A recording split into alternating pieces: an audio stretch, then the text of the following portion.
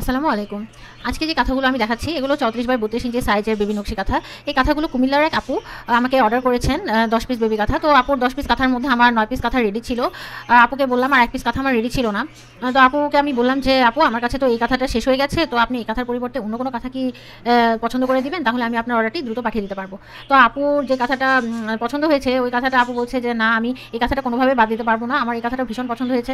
আপুটার এই কাঁথার কাজ এবং কালারটা এত পছন্দ হয়েছে যে আপু এই কাঁথাটাকে বাদ দিতে চাচ্ছে না। তো তারপরে আপু বলল যে আমারও কোনো সমস্যা নেই, আমার অনেক সময় আছে, আপনি আমাকে এই কাঁথাটা সেলাই করে দেন, আমি এই কাঁথাটাই নেব 10 পিস, আমি মোট এই কাঁথা সহ 10 পিস নেব। তো আপুটা যেহেতু আমাকে সময় দিল, তো আলহামদুলিল্লাহ আমিও সময় পেয়ে গেলাম, আপুর কাঁথাটা রেডি করতে পারবো। তো এরকম যাদের পছন্দ অনুযায়ী কাঁথা নেবেন তারা অবশ্যই সময় নিয়ে অর্ডার করবেন, যাতে আমাদের যেহেতু এগুলো হাতে সেলাই করা, অবশ্যই একটা কাঁথা সেলাই করতে আমাদের 4 থেকে 5 দিন সময় লেগে যায়। বড় কাঁথাগুলো কাজগুলো অনেক ভারী এগুলো। তো সবাই যদি একটু সময় নিয়ে অর্ডার করেন তাহলে আমাদের কাজগুলোর ফিনিশিংগুলোও ভালো আসে।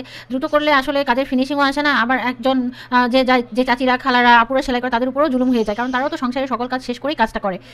তো এটাই বলার ছিল আমার এই ভিডিওতে, যে যারা এই পছন্দ অনুযায়ী কাঁথা নিতে চান তারা অবশ্যই কিছুটা সময় নিয়ে আমাদের কাছে কাঁথাগুলো অর্ডার করবেন। ধন্যবাদ। আসসালামু আলাইকুম।